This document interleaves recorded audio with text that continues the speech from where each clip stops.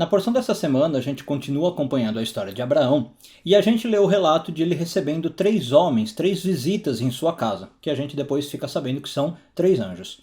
Mas no jeito que Abraão trata essas 3 visitas tem algo muito estranho que chamou a atenção dos nossos sábios e que vai ser o motivo para o nosso ensinamento de hoje. Eu sou Yair Alon e essa é a Energia Semanal.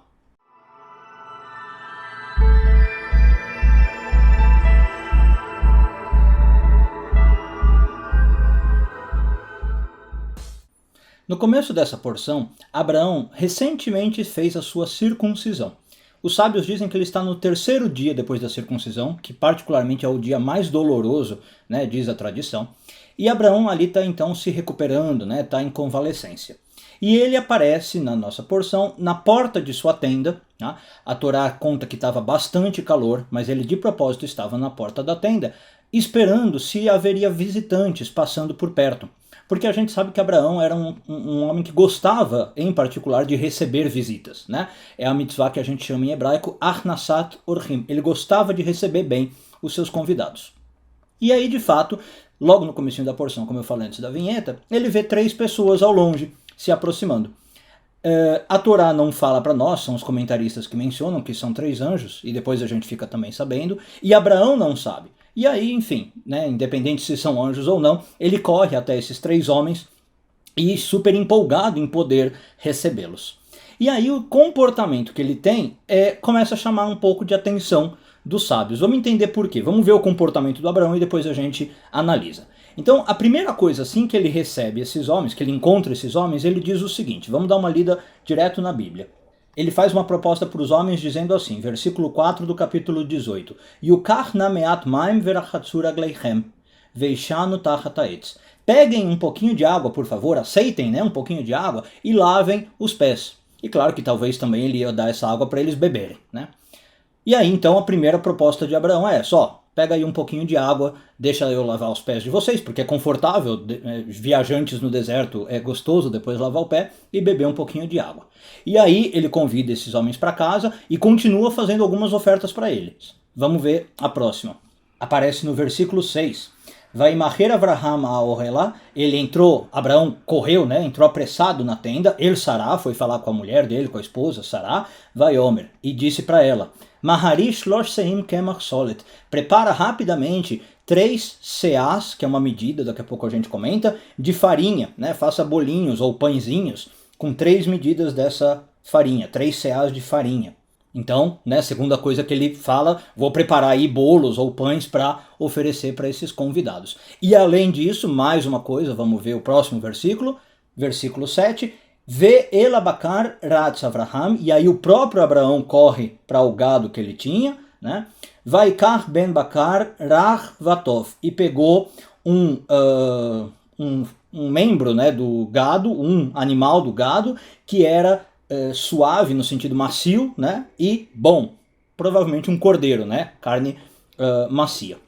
Aliás, vamos lá, agora que a gente viu o que ele faz, vamos começar a analisar. Desse último versículo que a gente viu, os sábios dizem que ele pegou 3 animais, tá? Porque o jeito que a Torá fala as palavras, né, Ben Bakar Rach Vatov, ou seja, ele pegou um animal para cada um. E aqui é a primeira pergunta que os nossos sábios fazem.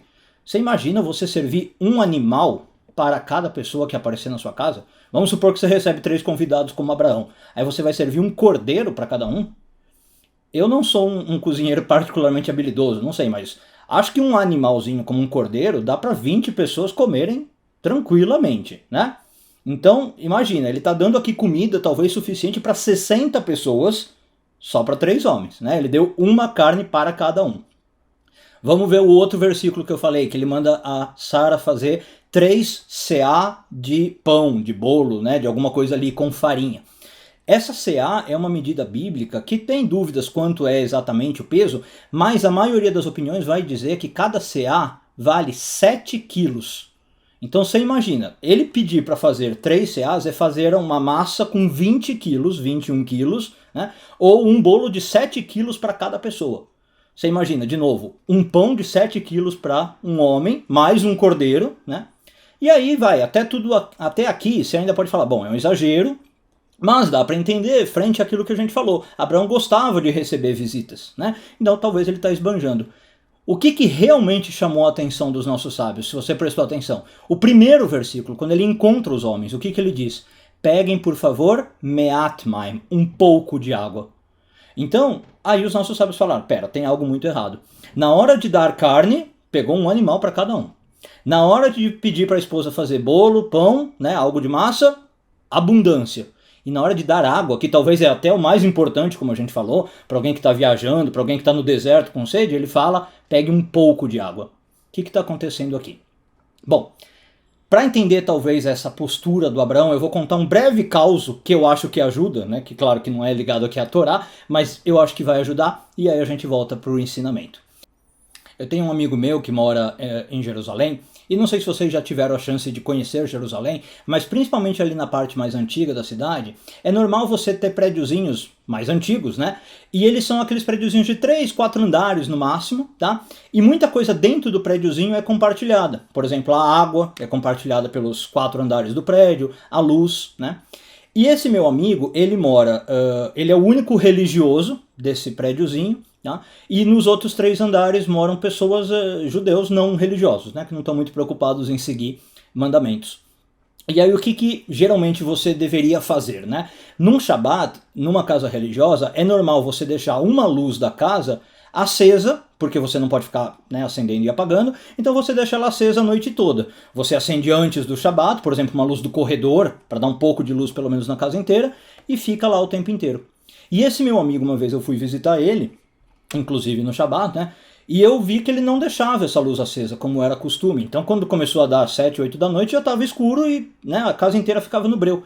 E eu perguntei para ele, né, ué, por que você não acende a luz como geralmente faz? Por que você não deixa uma das luzes acesas, né, para ter um pouquinho de luz no Shabat? E aí ele me deu uma resposta assim que, assim, genial, né? Isso vai bater muito com o que a gente está falando aqui.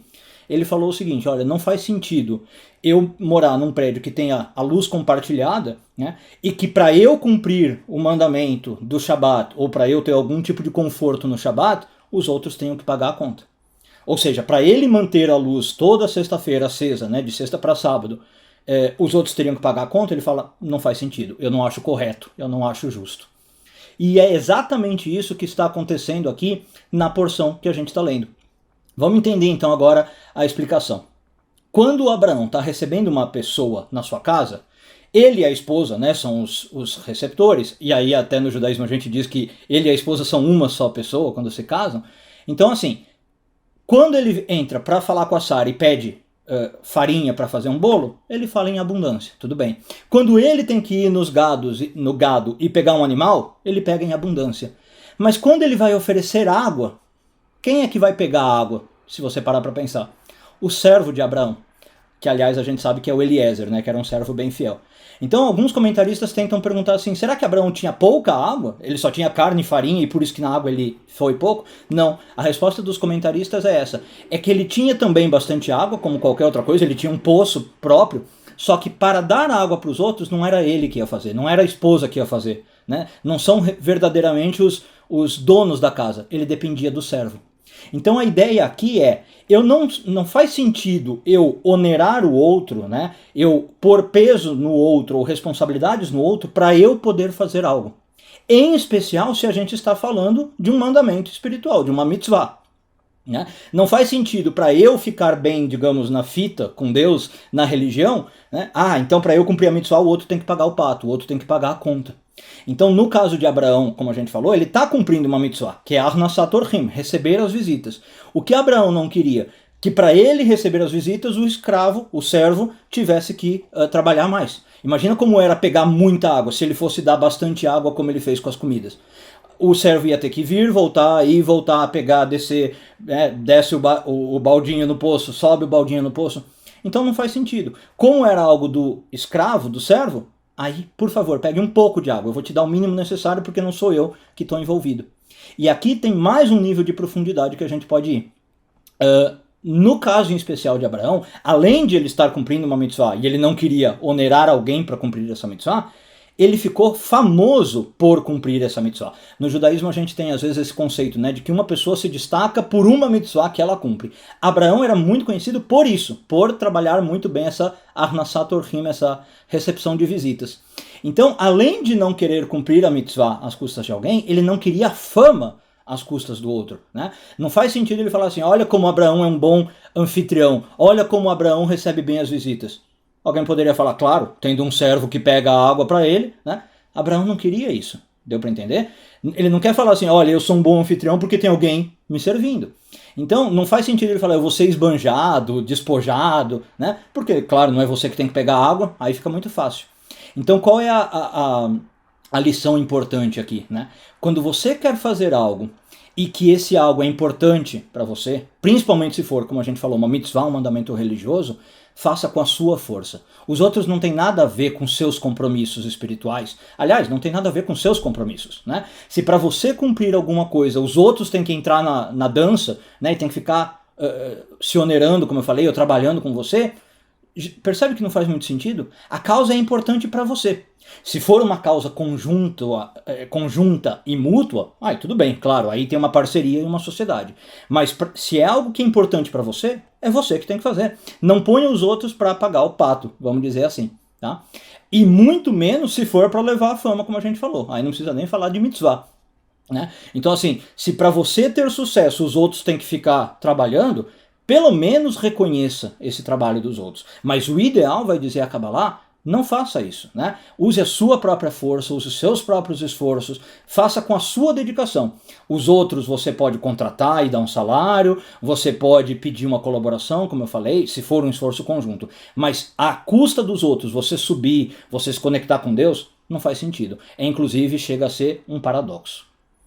Um bom dia a todos, Shavua Tov e tudo de bom.